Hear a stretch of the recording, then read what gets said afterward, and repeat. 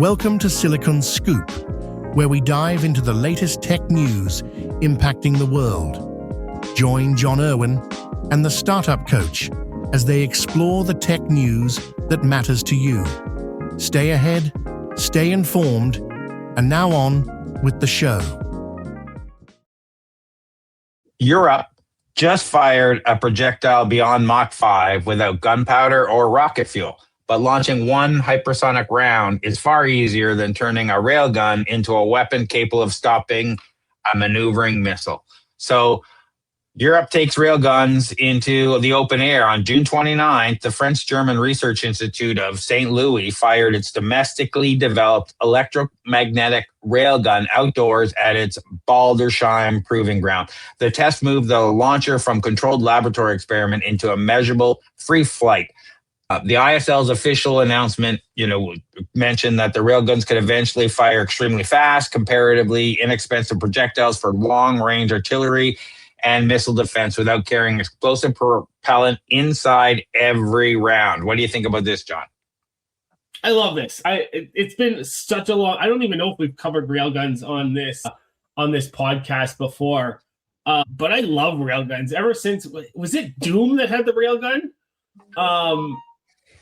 They had it in Transformers.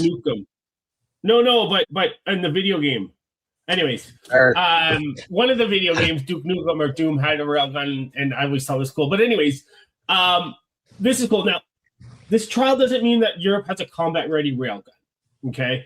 What this means is they're building a testing platform that allows them to gradually increase the weapon's energy, examine longer flight distances, measure accuracy, aerodynamic stability, and eventually experiment with specialized or guided projectiles. Now, for those of you that don't know, a railgun, it consists of two parallel conductive rails connected to a pulsed electrical power source.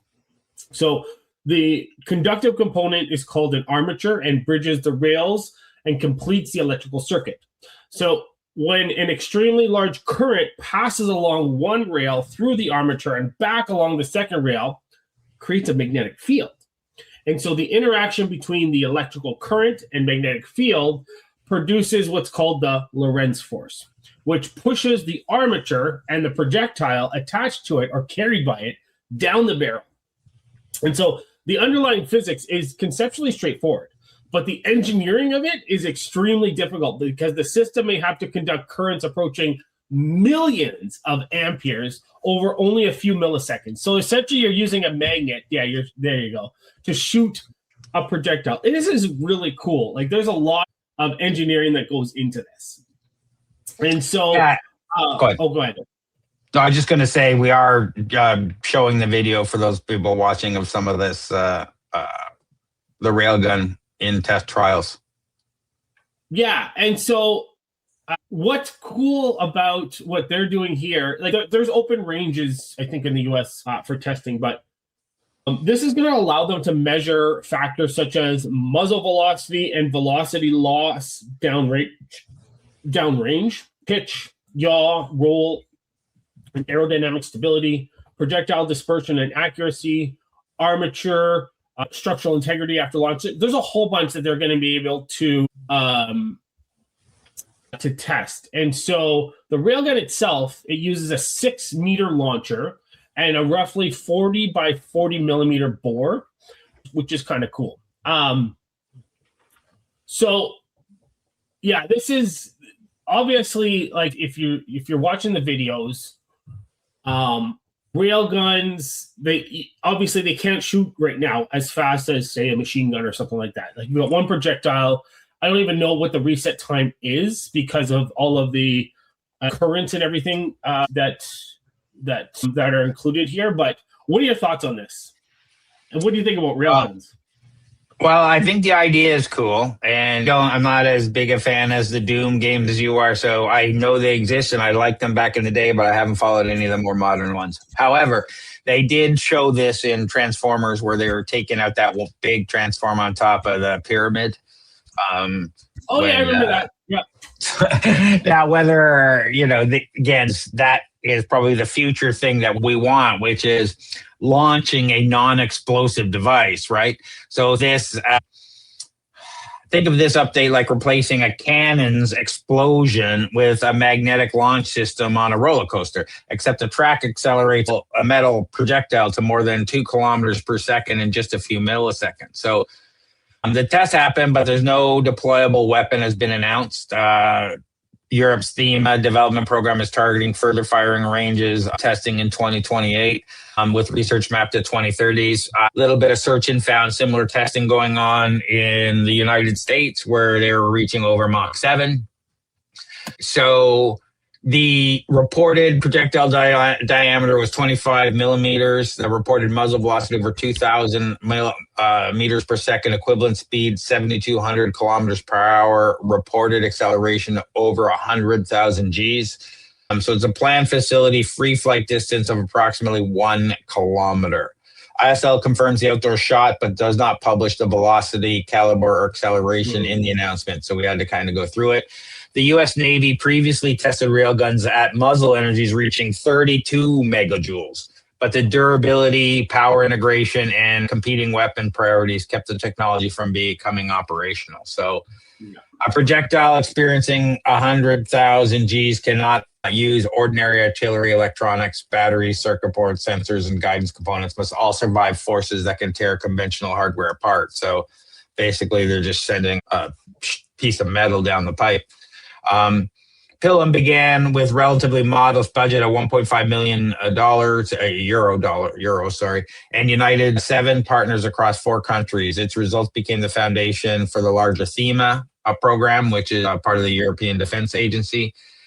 And the railgun may not use gunpowder, but it neither silent nor flashless. The projectile creates a sonic boom while electrical arcing and superheated plasma can produce an extremely bright muzzle flash. So it's interesting.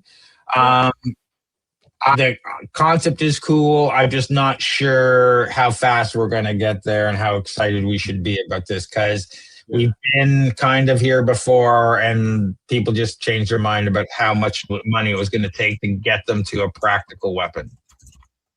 Yeah, sorry. It was Quake 2 that had the railgun. Sorry. There you go. That wasn't Doom. It was Quake 2. But yeah, so there hasn't been much advancement in railgun technology, which is probably why we haven't covered it. But first, I think we did cover, now that I'm looking back, we did cover railgun being tested on board a ship, maybe, because that sounds familiar to me, or at least I read an article on it. So there's a bunch of different experiments and testing going on and things like that. So I'm excited for this. And the thing is the breakthrough here, it's not that Europe has suddenly produced a deployable electromagnetic superweapon. It's that they can observe the entire transition from electrical acceleration to atmospheric free flight. So, as you said, Mach 5, railguns have proven they can generate extraordinary speed. The question that still remains unanswered is that whether engineers can turn that speed into an accurate, durable, and rapidly, that's key, firing, power efficient, and affordable military system. I guess my question here too is, are there other technologies that are up and coming? Because back in 2010, and when railguns were first, or back when, I don't want to say 2010, back when railguns were first started to be experimented and tested, we didn't have technologies that, like the laser technology that we have now. So I don't know if railgun technology is still viable. Maybe, I think it is, but we also have laser technology, which is a lot more predominant and could potentially be cheaper. Yeah, I think the difference is right now, the test has demonstrated a projectile can leave the launcher and fly outdoors. It did not demonstrate repeated firing or operational accuracy, 200 kilometer shot, or the interception of a maneuvering hypersonic missile. But if they can get an accurate 200 kilometer shot, that's something that is completely different than what lasers can do. And the damage something like this can do is extremely devastating if they can do it. So the promise is there. It's also, if we are going to space, this kind of thing feels like a great thing for space. Ooh, yeah, good point. Yeah. But the power storage, rail erosion, heat removal, projectile guidance, and targeting tracking all remain major obstacles. So watch the shot count, not just the speed. The real breakthrough will be accurate repeated firings without destroying the rails, not one spectacular launch. So Europe has moved its railgun research from laboratory hardware to real-world ballistics, but the operational weapon is still on the other side of several brutal engineering problems. Would you rather fund railguns that might deliver cheaper defensive shots, or spend that money improving interceptive missiles or John's thoughts of lasers? Or even now we're coming into the world of quantum entanglement. I can see a future of quantum weapons. How exactly that would be deployed, I don't know. But we start thinking outside the box when you can have these things that are entangled quite a distance apart and replicate each other. All of a sudden, if you can have quantum batteries, why can't you have quantum bombs? So let us know what your thoughts are in the comments below. We'd love to hear what you think. Tired of drowning in repetitive tasks while your competitors race ahead? Every minute you spend on manual data entry, scheduling, and routine processes is a minute you're not growing your business. Flowgrammer.ca transforms your workflow chaos into seamless automation. We build AI-powered systems that handle your busy work so you can focus on what actually makes you money. Our clients typically save 15 plus hours per week and see their productivity double within 60 days. Visit flowgrammer.ca for a free automation audit. That's flowgrammer.ca. Stop working in your business and start working on it. What do you got going on, John? Just plugging away, helping companies with government funding, attending events, probably startup drinks or Flowgrammer events. How about you, Craig? Lots of stuff going on. I honestly don't know when this is going out. I have to check. I think it's going to go out in April. But there's all sorts of stuff going on. If you don't know about OpenClaw, it's the latest AI automation agent that's taken the world by storm in 2026. And OpenClaw Toronto chapter just launched. And we have all sorts of events going on. So check out openclawto.com. Our first demo night is April 14th. We have a Builder Cafe on April 10th. We have a bunch of other events. There's updates every day. We've deconstructed the latest 2 betas over the weekend that was launched in OpenClaw and what you should do about them. There's a bunch of articles over there. Go check that out. We're also over at flowgrammer.ca where we do N8N automations. We run the Flowgrammer community. I do Builders Hub and connectivity for AI and business automation agents. And for everything else, head over to TorontoStarts where we hook up startups and investors at our Startup Investor Drinks. We do mentoring, we do workshops, we have a list of investors. There's a whole bunch of content over. You can also book me over there if you want a meeting with me to talk about whatever, help your startup. Check out TorontoStarts.com. But John, if people are looking for non-dilutive funding, where should they go and what is that? Yeah, non-dilutive funding. We're talking government grants, tax credits. Come find me on LinkedIn if you have any questions. Right now is shred time, SRNED. But come reach out to me too. If you've got a startup, if you've got a company, reach out to me if you have any questions. And if they have company questions about their startup in general, where do they find you, Craig? Yeah, find me at TorontoStarts.com. But John, just before we go, something's open right now, and it's closing May 31st. Thank you. Can Export. And what? Yeah.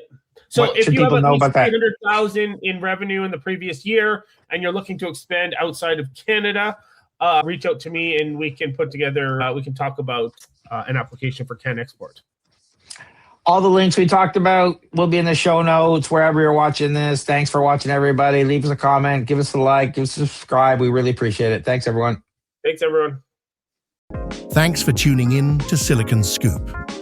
We hope you enjoyed this episode's dive into the latest tech news. Stay connected with John Irwin and the Startup Coach on LinkedIn and subscribe for more insights and updates. Until next time, stay ahead, stay informed.